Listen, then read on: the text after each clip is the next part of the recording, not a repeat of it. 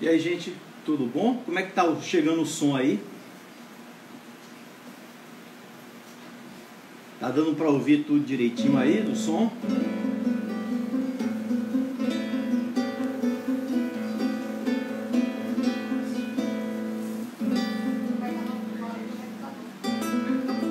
Tá?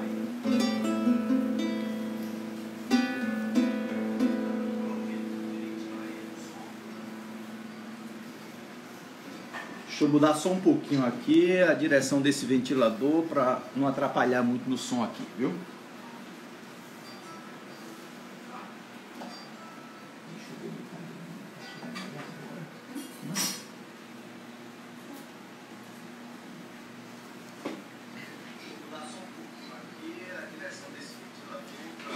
Ok.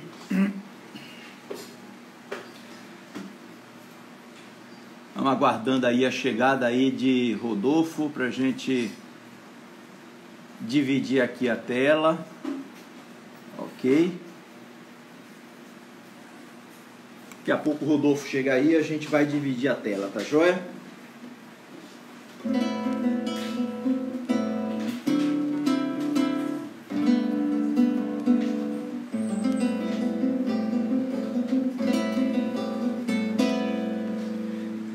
Joia aqui, Marina, Ionara, Marcelo, joia tá sempre aí, André Gadas aqui, Ivana, Larissa, Lucila, Leísa, Kel aqui, Leila, Diana, joia, Aninha também chegando aí, né? Acabou de chegar a Aninha, André.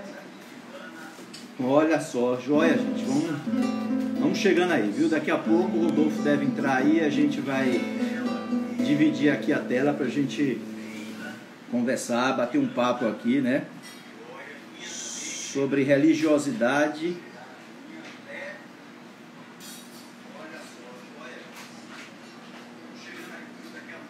Ó, ok.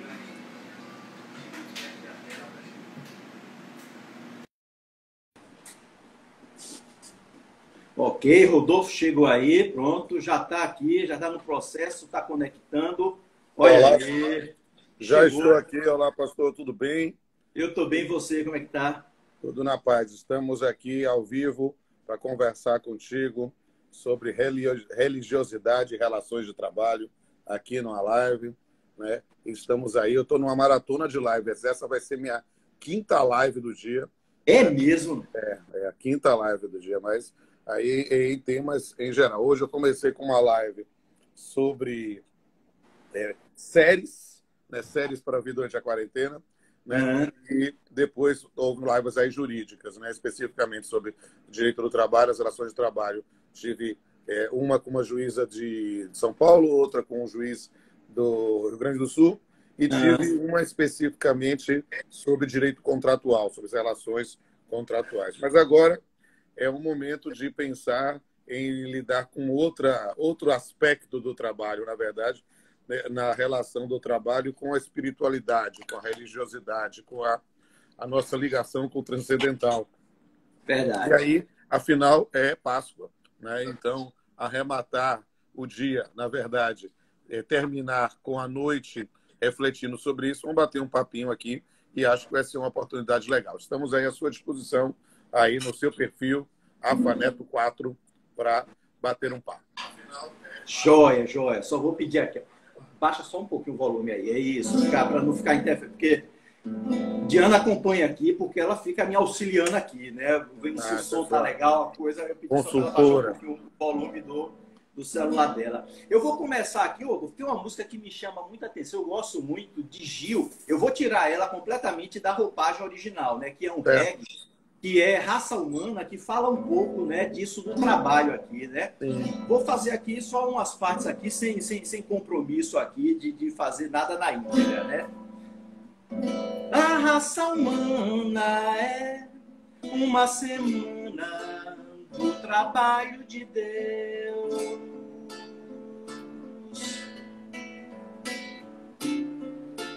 A raça humana é uma semana do trabalho de Deus.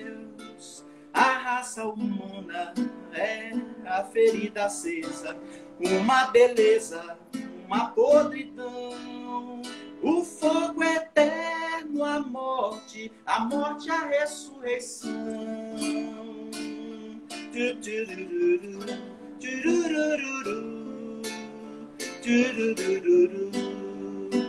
A raça humana é uma semana do trabalho de Deus.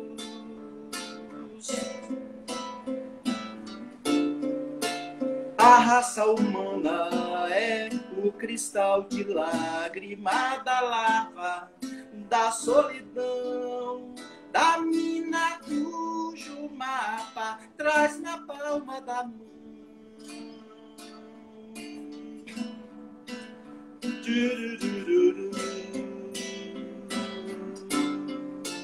A raça humana é uma semana do trabalho de Deus.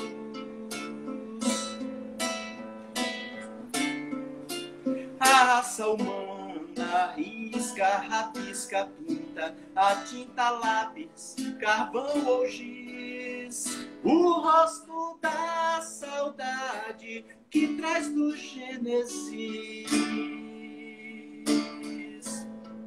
Dessa Semana Santa, entre parênteses,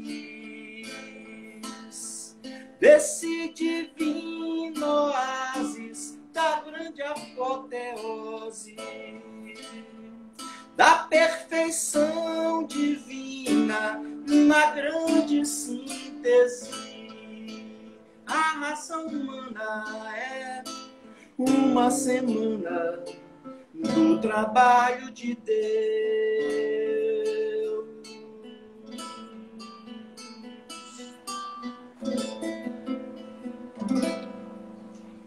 E o legal é que ela mistura Semana Santa com a criação, né? A forma como o Gil aí concebe as coisas na maneira mística, né, dele conceber as coisas. Olha, e Gil é um gênio da raça, entende? Gil é uma criatura realmente sensacional. E, na verdade, como ele tem a questão da construção poética, mas, na verdade, numa construção rítmica diferenciada, que a maior parte das pessoas, às vezes, se empolga com a canção sem conhecer digamos assim, a complexidade da mensagem. Isso é sensacional. E Gil tem coisas que são efetivamente encantadoras. Eu tenho utilizado muito Gil, Chico, Caetano, às vezes nas palestras cantadas, com a ideia de trazer uma mensagem, porque às vezes as pessoas nem se tocam nisso, né? E é muito interessante para uma abertura aí, né? Que joia!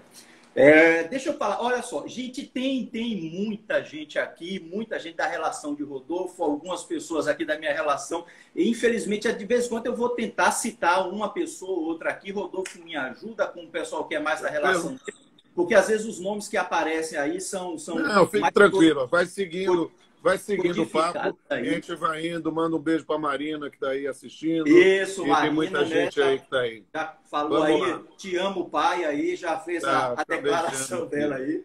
Que joia. Rodolfo, eu estava, quando te fiz a proposta, né, para a gente conversar um pouquinho sobre essa temática, eu fiquei pensando um pouquinho sobre a criação, sobre algumas coisas relacionadas, né, com o trabalho. E Sim. aí me ocorreu que durante a história, e você sabe disso melhor do que eu, muitas vezes a própria religião ela foi usada para legitimar relações de exploração Sim.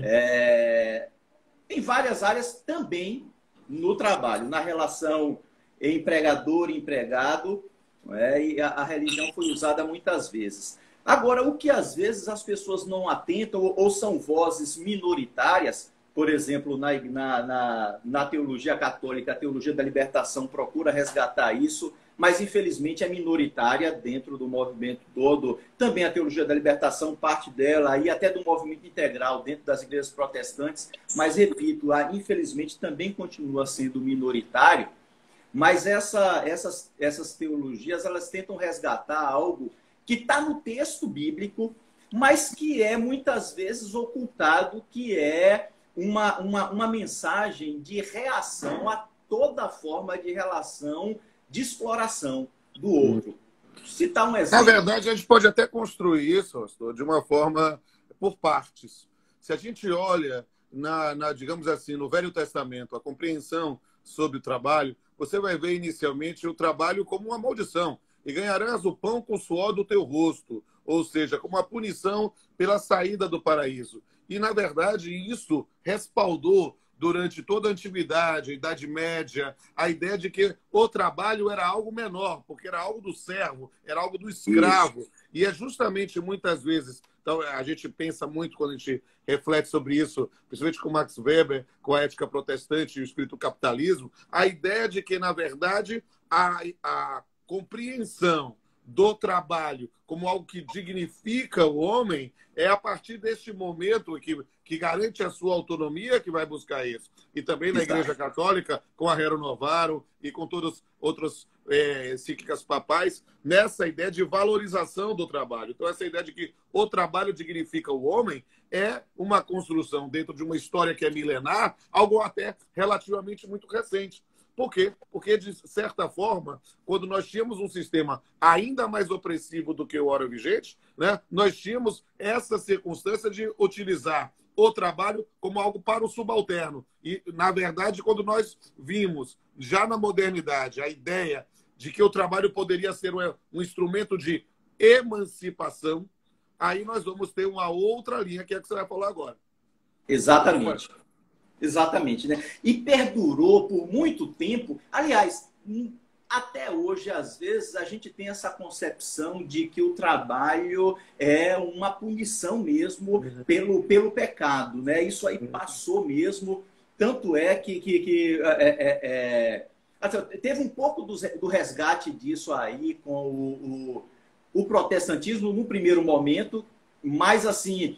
A ideia predominante é essa ideia do trabalho como punição. Agora, isso é por uma falta de leitura correta do Sim, texto, claro. né? Porque é interessante que o relato dos 3 primeiros capítulos do Gênesis, onde a gente tem ali, muito provavelmente, 2 relatos diferentes sobre a Sim, criação, claro. de origens diferentes aí, mas que foram editados e colocados no mesmo, no mesmo patamar ali, numa mesma, vamos dizer, narrativa. Curioso que o trabalho é função de Deus. A criação, o processo criacional é descrito lá de uma forma poética, mas é também atribuído a Deus o exercício do trabalho. Então, assim, o trabalho não é punição por conta do pecado. E Deus já tinha, inclusive, falado que o ser humano criado, ele seria uma espécie de mordomo da criação. Isso pressupõe labor. Isso pressupõe trabalho. Entendeu? Então, assim, essa ideia do trabalho como punição pelo pecado é uma concepção completamente equivocada que não procede de uma leitura ou que não, na verdade, se coaduna com a leitura real dos textos, né, fundadores da ideia de criação. Você colocou bem isso aí. Não é? E tem uma coisa que me chama a atenção também, não só os textos da criação, mas eu estava pensando também na função daquele que viria a ser o principal mandamento do judaísmo durante um bom período da história do judaísmo e que talvez até hoje seja a marca, vamos dizer assim, ou talvez uma das principais marcas do judaísmo, que é aquilo que é conhecido como o quarto mandamento, que é a guarda do sábado. Né? Interessante como as pessoas espiritualizaram a guarda do sábado, e a própria igreja cristã, no decorrer da história, ela então se encarregou de atribuir essa coisa do sábado como o mandamento para ser guardado numa relação apenas religiosa. Quando o pano de fundo da instituição do sábado é exatamente um pano de fundo marcado pelo trabalho e pelo social. Veja só você, né? O povo de Israel saindo do Egito, onde tinha uma relação de trabalho opressiva, né? Era como Israel, como outros povos ali, faziam trabalhos forçados, dominados pelo Egito da época, que era a grande potência. Às vezes tinham jornadas de trabalho massacrantes mesmo. Sim. Então eles se reorganizam, saem do Egito, e quando eles saem, um dos primeiros mandamentos a ser instituído é exatamente o sábado, ou seja, 6 dias trabalharás e no 7º descansarás, porque assim fez Deus. Então, na verdade, a função primeira do sábado não é instituir uma celebração religiosa, é equilibrar uma relação social. Sim. Não é? E isso também é muito sentido. A gente, quando fala na área de direito, especificamente sobre o sábado, ou, na verdade, sobre o repouso semanal, que a gente usa até um palavrãozinho, repouso hebdomadário, para pensar justamente nessa situação de um momento de descanso, na verdade, para não somente... não se preocupe que não é coronavírus, né? Mas nesse ponto de ter uma recomposição física, mas também de uma integração social. Ou seja, a ideia do sábado não para ficar parado, mas um sábado para não enfrentar especificamente aquele mais um dia de labuta, porque o seu corpo pede, a sua alma pede e a sociedade clama. É verdade. É verdade. Rodolfo, me diz uma coisa, a gente fez umas parcerias umas vezes, né, Oi. Eu fazendo a homilia e você sempre com essa veia poética aí. Eu não vou dizer nem que o pessoal não conhece isso, porque eu acho que tanto quanto as suas habilidades aí jurídicas, você que é um dos maiores juristas aí que a gente tem do Brasil hoje, reconhecido aí, você também é um poeta muito prolífico, na verdade, né? Você faz poesias com uma facilidade muito grande. Eu lembro que durante ainda a homilia, enquanto eu falava, você lá na comunidade com a gente, quando terminava, já chegava no meu WhatsApp a poesia, né?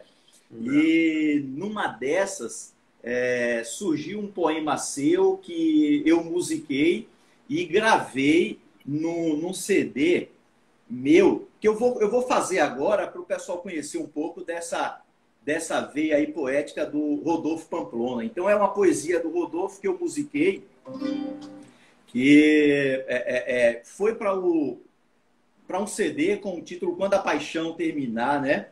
E diz mais ou menos assim, deixa eu fazer aqui.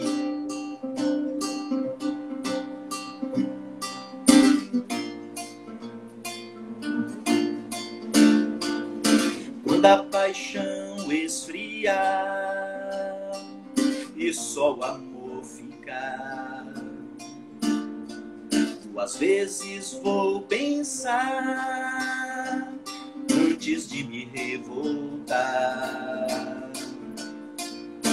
com a comodidade que vem com a idade, ou com a rotina de usar a mesma cortina, ou do uso crítico da ironia para combater a monotonia.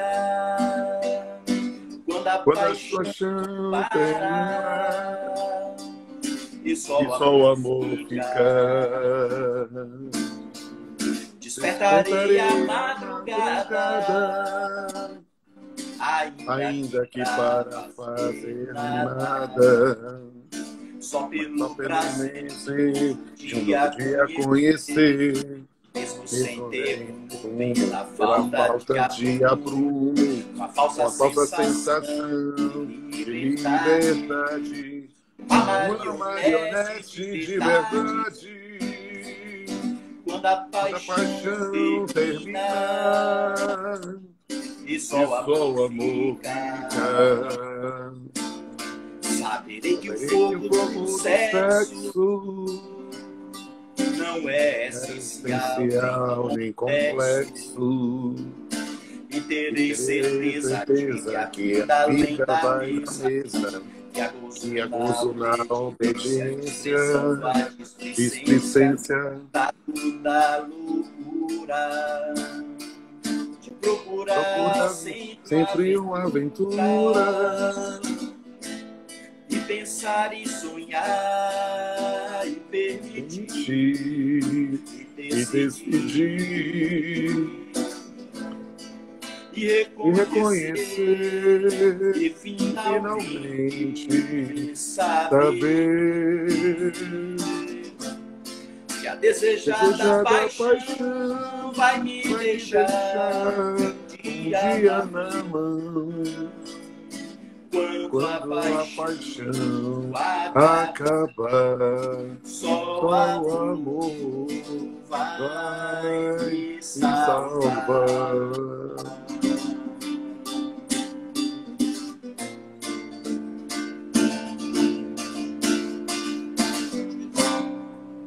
É isso aí. Olha! Maravilha. É isso aí. Muitas criações e muitas... Eu tenho feito, sabe? Eu escrevo poeticamente de forma quase compulsiva e mantenho 2 blogs de poesia, né? rodolfopamplonafilho.blogspot.com e rpf-poesia.blogspot.com. Lá no Rodolfo Pamplona Filho eu publico um poema meu, dia sim, dia não. No dia não eu publico um texto de outra pessoa. E no RPF só o meu texto mesmo, né? Então, para quem quiser musicar poemas meus, estão aí disponíveis. Olha aí, tá vendo aí, Tom? Porque a poesia não pertence ao poeta, a poesia é do mundo, né? Quando depois que o poeta faz, ele faz uma descrição, uma visualização da realidade dentro da sua perspectiva e sua sensibilidade, e depois disso é do mundo. É verdade, é verdade. Né? Agora, rapaz, precisa ter um ritmo, né? E uma produtividade tão grande para manter essa atualização aí desses 2 blogs aí, além de todas as atividades com aula, com tudo mais, né? É um ritmo grande, viu? Estamos fazendo aí essa maratona de lives. Ô, Rodolfo, me diz uma coisa, com a quarentena agora, a gente está vendo aí todo mundo, é claro, tentando se adequar a isso, o mercado de trabalho também, e aí chegam as várias propostas aí, quase sempre do empregador, para mexer um pouco de forma talvez extraordinária nessas relações trabalhistas aí. A gente já vem há um tempo aqui no Brasil, talvez assim nesses últimos 2, 3 anos, a gente vem com uma deterioração muito grande das leis de amparo ao trabalhador. Não é? Sim. E aí chega num momento como esse, qual o risco que a gente corre, por exemplo, do empregador se utilizar de um momento, claro, de tragédia, de baque econômico muito grande, ninguém quer minimizar isso, mas há algum risco disso ser ou superestimado ou usado inadequadamente para suprimir ainda mais direitos trabalhistas num momento como esse de quarentena? O que é que você acha? Querido Neto, não há limites para a criatividade humana quando quer fraudar. Então, não há como se blindar de forma absoluta. O que eu posso lhe dizer, amigo, é que nós estamos passando no direito do trabalho por um período de transformação, porque desde a reforma trabalhista, que é a Lei 13.467, o direito do trabalho ele passou a ser visto por uma parte da sociedade brasileira como um estorvo, como alguma coisa de uma herança fascista, como alguma coisa que precisava ser superado. E é muito interessante ver, nesse momento, pessoas que falavam isso, né, se valendo da mesma CLT para pensar em soluções. Ou seja, na verdade, esse momento de pandemia está fazendo com que, até pela crise econômica, nós vejamos não renascer porque ele não morreu, mas uma revalorização das relações de trabalho no Brasil. Né? Na verdade, uma revalorização da disciplina jurídica das relações de trabalho. Nunca se falou tanto sobre isso. As pessoas querem saber como é que fazem em relação ao seu emprego, ao seu pequena empresa, como é que faz esse ponto. E sem sombra de dúvida, o direito do trabalho que tem trazido algum tipo de alento e de resistência a uma ideia de manipulação total ou de destruição.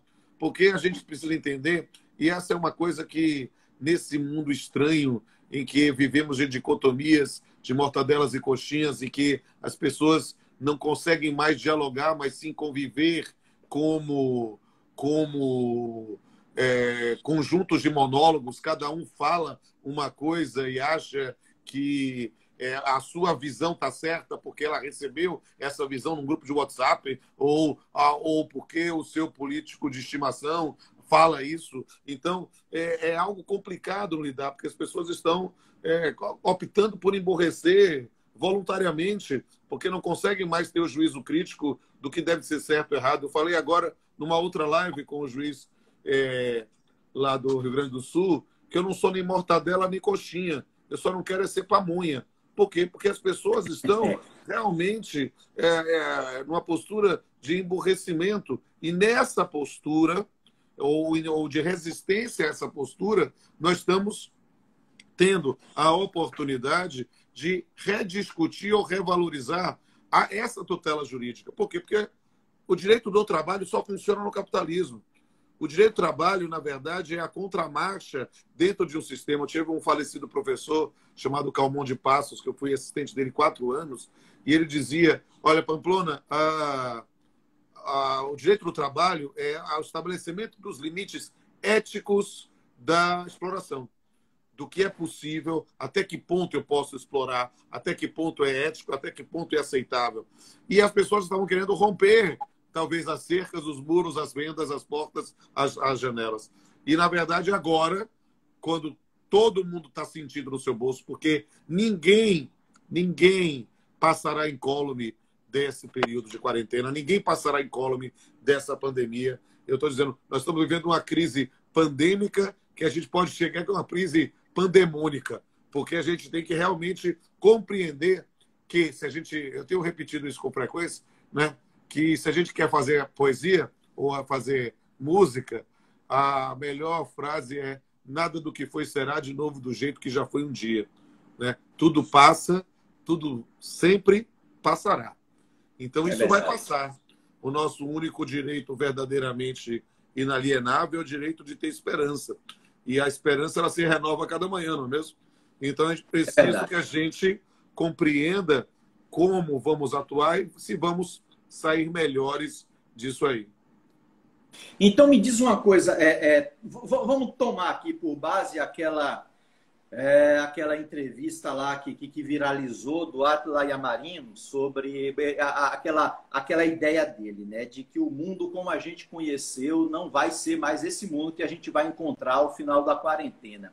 O que é que a gente pode assim esperar mais ou menos as relações de trabalho nesse novo mundo? Há alguma perspectiva de mudança, de melhora ou de deterioração? Como é que você vê isso, Rodolfo? Eu vejo hoje a ideia de que a sociedade começa e vai perceber ainda mais nas próximas semanas como ter uma garantia mínima de subsistências, seja com programas de renda mínima ou garantias de pós de trabalho, é importante para a sobrevivência da sociedade, das empresas, da própria noção do capital. Então, no final das contas, o que é que eu vejo? Eu vejo não um endurecimento, porque isso é bobagem. Eu vejo uma revalorização de uma disciplina jurídica das relações de trabalho, porque aí sim a gente pode ir para um arremate, porque é o trabalho que dignifica o homem. E isso não é manipulação ideológica. É preciso entender que se o trabalho foi visto como punição, foi visto como um dado, e que quando se utilizou muitas vezes a expressão que o trabalho dignifica era, na verdade, para valorização, para ter mais exploração, nós de repente compreendemos que numa sociedade em que não há e que não deve haver escravo ou trabalho servil, é nessa sociedade, na valorização do trabalho, que a gente vai conseguir sobreviver numa ideia especificamente de normalidade, embora a gente não saiba o que seja normalidade. Deixa eu só ler algumas mensagens aqui, né, do pessoal aqui. Aqui. Estamos repensando tudo a todo tempo, diz Adriana Bandeira aqui. Tudo terá que ser reinventado, diz a Gabi Coutinho, se eu não me engano. Felipe e Gabriel também. Vai dar tudo certo, vamos confiar em Deus, maior é Deus sempre, ok. Espero que saiamos melhorados, diz aí a Marinete. Deixa eu ver, o Felipe Muita de novo. gente. Espero que as pessoas melhorem, reflitam tudo o que está acontecendo mundialmente. Na economia, antes da pandemia, já se falava em new normal, né? No novo normal aí. Bom, e tem gente aqui que está pedindo o livro autografado aqui para ser contemplado no sorteio, o livro seu. Não sei onde é que você está fazendo o sorteio, mas seja lá onde for, vai lá. O sorteio lá na minha página, vão ver, tem um sorteio de uma bolsa integral do curso de pós-graduação de direito contratual lá, e tem também um sorteio de um livro de direito processual do trabalho. Eu vou até postar de novo aqui, o pessoal vai ver isso. Mas, Neto, o tempo está acabando. Deixa eu trabalhar um pouco, já que a gente vai falar um pouco de espiritualidade, religiosidade. Uma vez, ouvindo uma palavra sua, né, eu escrevi um texto muito interessante, para mim interessante, ou muito particular, que é Superando as Amarras Distorcidas da Religiosidade. Que ótimo. A gente escreveu o seguinte: o que é falar com autoridade? Não se trata de se comportar de acordo com o padrão, mas sim viver o que se prega e ensinar o que se pratica. O que é agir com benignidade? Não se trata de achar que existe um espaço santo, mas sim saber que a maldade está em todo e qualquer ser. O que é viver com integridade? Não se trata de falar as mesmas palavras do passado, mas sim realizar um presente e esperar um futuro com ética. O que é a verdadeira religiosidade? Não se trata de seguir cegamente o que os homens dizem ser certo, mas sim encontrar a liberdade de servir a quem está perto, de não temer o caminho reto, de manter o coração aberto. Oh, maravilha! Joia! Eu lembro dessa poesia aí, lembro dela, que é fantástica, né? Fantástica. Daqui a pouco eu vou ler uma outra também que você fez, né? Convicção da condição de cativo. Né? Mas daqui a pouco, deixa eu tentar. O pessoal aqui, poxa, tá acabando, gente. Ó, o Rodolfo tá vindo da quarta ou quinta live? Quinta live agora. Essa é a quinta live, entendeu? Então eu também, assim, ó, minha vontade é a gente ficar aqui batendo papo, mas eu não quero abusar não, porque o Rodolfo também foi muito generoso em ter aceitado o nosso convite, e eu não quero... E também é o seguinte, o Instagram ele vai derrubar com 1 hora. Eu entrei pontualmente às 20 horas, ele vai derrubar, né, daqui a alguns minutos. Mas, Rodolfo, uma coisa que às vezes me deixa curioso, deixa eu falar, eu sempre tive assim, até como pastor, eu sempre ouvi... as mais diversas queixas, vamos dizer assim, do pessoal da comunidade, de outros lugares também, sobre a confusão que se faz muitas vezes na relação de trabalho por conta dessa coisa religiosa, as identificações religiosas, pessoas empregador e empregado que partilham da mesma opção religiosa. E às vezes isso é usado tanto para explorar, quanto também para fazer corpo mole muitas vezes, ou para confundir a relação. Me diz uma coisa, às vezes isso chega com certa frequência, esse tipo de coisa,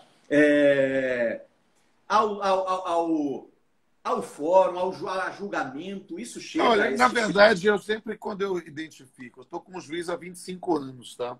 E aí, o que é que acontece? O fato de ter uma formação religiosa e cristã faz com que a gente acabe identificando as pessoas de cara, né? Até pelos trejeitos, pela forma de lidar. Isso, muitas vezes, me permite quebrar o gelo, né? E estabelecer um canal de comunicação, né? Na mesa de audiência. E eu quase sempre consigo, nessas circunstâncias, até às vezes invocando alguns tipos de preceitos bíblicos, se for o caso, né? Para buscar um acerto entre as partes, uma conciliação. Porque quando um não quer, dois não bicam. E aí, na verdade, quando há uma postura evidentemente de se resolver a questão, aí fica muito mais fácil, né? Eu posso lhe dizer com frequência que quando eu vejo que uma testemunha partilha de uma fé ou é convicta, atua numa crença, eu a exorto a falar a verdade, não somente pelos aspectos jurídicos, mas pela própria condição moral dela, no testemunho dela, não no sentido jurídico, mas no sentido religioso. Então, na verdade, esse tipo de coisa é possível. Por quê, Neto? Com liberdade. Porque somos todos pecadores. Exato. Então, o fato de alguém partilhar de uma fé faz com que esse indivíduo seja agora um santarrão que não vai falhar, ou que tudo o que ele diz, porque ele diz, é a verdade. Poxa, precisa ser muito ingênuo para acreditar nisso. Entende? Até mesmo porque uma coisa não pode ser e não ser ao mesmo tempo. Então, e eu aprendi há muitos anos ensinando que na relação processual não há verdade, há versões. Eu vou ver especificamente o que cada pessoa diz. E nesse ponto, com base nas regras técnicas, eu não tenho uma espada justiceira que dá visão além do alcance do Lion, dos Thundercats, para dizer quem está falando a verdade. Não. Eu vou ter que verificar pelas regras técnicas aquela versão que prevalece. E se as pessoas estão mentindo, eu posso eventualmente ser enganado. Então, é algo que não dá para saber. Eu costumo dizer que o que faz que um juiz consiga dormir não é o Lexotan ou a melatonina, mas sim a ideia especificamente de que você dá o melhor de si para julgar de acordo com a regra técnica. Se as pessoas estão falando a verdade, esse julgamento não será meu, mas de um outro plano espiritual. Isso, muito bem. Tem um pessoal aqui perguntando o tema, a gente já está caminhando já para o final, mas a gente eu vou lhe dar uma dica. Quando você for fazer uma live, uma coisa que eu aprendi recentemente. Você escreve aí no comentário o tema e depois que aparece, você clica nele e bota fixar o comentário, que isso facilita. Então, você pode escrever assim, religiosidade e relações trabalhistas, aí você envia, e aí clica em cima da mensagem, e aí já facilita para o pessoal. Mas já estamos no final, então já mas você pode testar depois. Joia. Deixa eu ler aqui o poema que você fez, Rodolfo, também, né, logo depois da gente ter feito uma das pregações da homilia, né, que é a convicção da condição de cativo. Né? Todos esses poemas estão lá nos meus blogs, vocês podem ver à vontade, se quiser pegar depois. Joia, alguém até perguntou aqui mesmo, né, onde é que posso ver esse poema, tá, joia? Aí alguém respondeu para a gente, Vanessa, religiosidade e relações de trabalho. Então, diz assim, O que fazer quando não se tem mais jeito? Resignar-se e aceitar a impossibilidade ou tentar se rebelar na luta por um espaço ao sol? A resposta parece óbvia, pois a visão média do homem normal é de que ninguém deve se conformar em passar mal, como se não fosse possível construir um outro final. Todavia, isso não é pacífico, pois não existe padrão para o que carrega na mente ou no coração. Sabe o tipo de gente que não muda e não tenta mudar nada? Pessoas para quem as coisas são porque sempre foram feitas assim e que esta é a única forma de fazer? É a postura de que nada mais tem jeito, de que a tristeza é amiga do peito, de que o mundo é eterna prisão, de que há problemas sem solução. Para eles eu digo, a vida pode ser melhor, meu amigo. Para toda tempestade há abrigo. Livre-se finalmente da CCC, convicção da condição de cativo. Isso. Muito bom. Também lembro exatamente do dia que chegou ao meu WhatsApp essa poesia aqui, esse poema aqui, tá certo? Quando a gente tinha falado, exatamente inspirado por o texto, né, do Êxodo, da saída, né, de Israel do Egito. Ok? Rodolfo, rapaz, bom demais. E eu quero agradecer muito mesmo, viu, você ter aceitado o nosso convite para a gente estar batendo esse papo aqui sobre religiosidade e as relações de trabalho. Né? Eu espero muito mesmo que a gente possa ter relações mais solidárias, mais fraternais, mais justas. Eu acho que a palavra é essa, relações sempre mais justas, não é? Para que a gente possa construir um mundo melhor. Sim, fale aí. Eu acho que na sua condição de pastor, na minha de professor, o que a gente tem que propugnar sempre é ter esperança. E ter esperança de que relações mais justas, eu acho que não deve ser um sonho pueril de uma poliana menina, mas sim um projeto de vida de continuar servindo. Ótimo, maravilha. Gente, olha só, eu quero também agradecer a cada pessoa aqui que esteve conosco. Deixa eu falar só, se o Rodolfo vai falar aqui, se ele quiser falar, vou colocar para falar das próximas lives. Eu faço, enquanto o Rodolfo faz 5 no dia, eu faço 2 por semana. Então, deixa eu falar o seguinte, a próxima vai ser no domingo à noite. Esse próximo domingo à noite, às 20 horas, eu vou estar batendo um papo com o Jorge Camargo. Jorge Camargo, que é um compositor, um cantor, um artista fantástico aí. Se você quiser participar com a gente, é nesse mesmo perfil aqui, tá joia? Com Jorge Camargo, às 20 horas do domingo, tá joia? Rodolfo, qual é a sua próxima ou quais as próximas lives? Não, tem live todo dia aí. Eu estou postando lá no meu Instagram. Siga lá no Instagram, R. Pamplona Filho. Amanhã eu vou ter uma live e um congresso ao vivo para as pessoas poderem participar. Todo dia eu estou fazendo live, então eu espero que quem quiser participar será um prazer. E siga aí também o pastor Alfaneto 4 no Instagram para poder acompanhar também as próximas atuações dele. Possível, me sigam também lá no YouTube, canal Pamplona e canal Papiano com Pamplona. Pastor, maravilha, um grande abraço, mesmo. Boa Páscoa para você, boa Páscoa para todo mundo da igreja. Foi um prazer revê-lo, ainda que pela via virtual. Joia, prazer foi todo meu, Rodolfo. Bom demais ter você aqui com a gente, tá joia? Gente, vamos continuar assim, nessa unidade, nessa sintonia, porque eu tenho certeza que a gente vai superar tudo isso, a gente vai passar por tudo isso, e eu acredito que a gente vai sair melhor do que o que entrou. Vamos sair dessa quarentena, seres humanos melhores, para construirmos um mundo melhor, né? E que Deus nos livre de voltar ao normal que era, porque a gente precisa dar um salto de qualidade nisso aí. Tá joia? Faremos um novo normal. Tá joia. Boa Páscoa para você, Rodolfo. Boa Páscoa para todo mundo. Um abraço, gente. Até mais. Até mais.